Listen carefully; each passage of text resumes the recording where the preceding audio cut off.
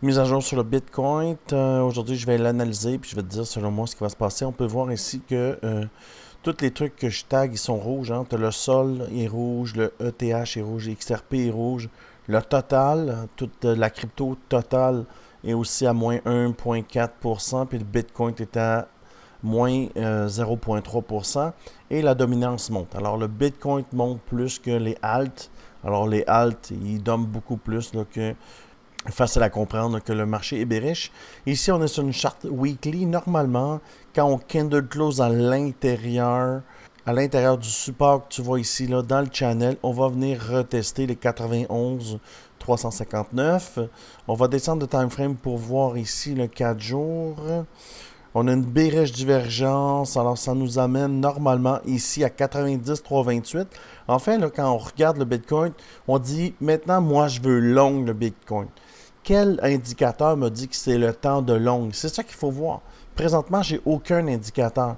Tout invalide mon idée. Mon idée est de longue. Tout est invalide. Alors, je peux pas long ça pour l'instant. Alors, si je peux pas long, il faut short. On peut voir ici que ça a servi de support. On va changer de time frame encore. Regardez comment l'indicateur est cool. Sérieux, l'indicateur Crypto-Québec, c'est une machine. On vient, on pousse, on pull back, double top, dump. Regarde où on va. On candle close à l'intérieur de la ligne ici. Ça nous fait rebondir ici. Ça, c'est un support. Bing, boing. Bing, boing. Bing, boing. On compresse ici, dans le fond. Et puis, l'indicateur marche parfaitement. Alors, la résistance fonctionne bien, le support fonctionne bien. Maintenant, ce qu'il faut voir, c'est la terminaison de cette chandelle-là. Cette chandelle-là va-t-elle candle close en bas? Si elle candle close en bas, on s'en vient au 93 235. Et si elle monte, elle brise ici, mais en fait, ça va faire un change of caractère et ça va changer le caractère baissier pour un caractère haussier. Alors, l'indicateur marche vraiment bien. On peut le voir ici aussi. Regarde, on monte, double top, on pull back ou sur le milieu du channel et là, on reste là. Alors, support, support, support, support, support. Si on candle close en bas, on change de niveau. Alors, l'indicateur marche vraiment bien. Ce que tu vois en rouge, c'est des fair value gap. Normalement, on devrait venir les combler. Mais on n'a pas d'indication maintenant là, que ça va venir combler. Ici, on a le milieu du channel, c'est un super support. Ça se dit mal, ça, un super support. Mais c'est tout un support. Pour casser ce support-là, on a une vecteur. On a besoin d'une vecteur. Et comme tu peux voir, quand on s'approche du milieu du channel, ça fait une vecteur. Tu vois ce que je veux dire? Et c'est très difficile à passer au travers. On va aller sur le daily.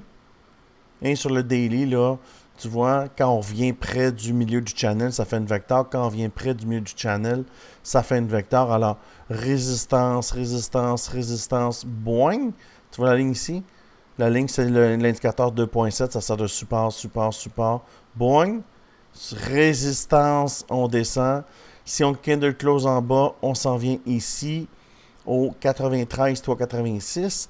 Et puis, en fait, ça fait ça ici, en fait. Ouais, on tire notre truc comme ça. Ça ici, c'est tous des endroits de rebond. Boing, boing, boing. Là, on va sûrement descendre plus bas avant de rebondir. Moi, je pense qu'avant de rebondir ici, 93, 7, 21. On va descendre comme ça, puis là, ça va nous faire rebondir. Parce que cette ligne-là sort de support. On a quand même une boulèche divergence ici, mais normalement, ça prend entre 7 et 15 chandelles avant de se jouer. 7 chandelles, ça nous donne jeudi, et 15 chandelles, ça nous donne la semaine prochaine. Alors, reste à voir là, si on va descendre plus bas. Mais pour l'instant, il n'y a aucune indication de longue. Alors, s'il n'y a pas d'indication de longue, il faut short. Maintenant qu'on short, il faut se trouver une entrée. Alors, on va descendre. On va descendre ici. Une bonne entrée, ce serait le milieu de l'indicateur. On vient, tu vois-tu ici, c'était le milieu de l'indicateur. La ligne est comme pointillée. Ici, tu vois, elle est pleine. Pointillée, ça a servi de résistance. C'était un bon endroit pour short. Boing. C'est encore un autre bon endroit pour short. Chandelle rouge, on descend. D'après moi, on va descendre beaucoup plus bas ici, là. On vient de rebondir ici, dans la zone. On peut revenir ici, ça va nous faire un bon endroit de short ou ici. Mais pour prendre un short, tout ce qu'on a besoin, c'est d'une chandelle vectorielle. On ne rentre pas à la va-vite comme ça. Moi, en tout cas, je ne rentre pas sur la va-vite. Moi, dans la vie, je trade que les chandelles vectorielles. Vert, on monte, on arrive au rouge, tu vois ici, résistance, on short. On arrive en bas, c'est pas une vecteur, j'ai pas pris le trade, mais j'ai pris les altcoins. Je peux te montrer ça tout de suite ici. On s'en vient ici. On s'en vient ici, regarde les résultats, 86%, plus 342%, 254. Tu vois, tout ça, c'est des résultats de moi et mon team. Si ça t'intéresse de rentrer dans le team, c'est gratuit. Tout ce que tu as besoin de faire, c'est prendre une des plateformes qui est ici et me messager ici sur Telegram et après, je vais te mettre dans le team. On est rendu 558 traders et les gens qui tradent avec moi ont du résultat. Si tu veux avoir l'indicateur que je te présente, c'est l'indicateur Crypto Québec. Si tu veux l'obtenir, je le donne gratuitement. Tout ce que tu as besoin de faire, c'est de venir sur le Discord et d'installer l'indicateur dans TradingView. Retournons sur le Bitcoin. Alors, évidemment, je pense que si on va monter ici, ça va devenir un bon endroit pour short. Mais pour l'instant, je ne trade pas cela. Maintenant, si je regarde ici sur le 1 heure, on a une chandelle vectorielle. Ça peut nous emmener ici pour faire un double top. OK, ça pourrait faire ça comme ça ici. Alors, je te montre. On va prendre ça. Comme ça. Ça pourrait faire ça comme ça.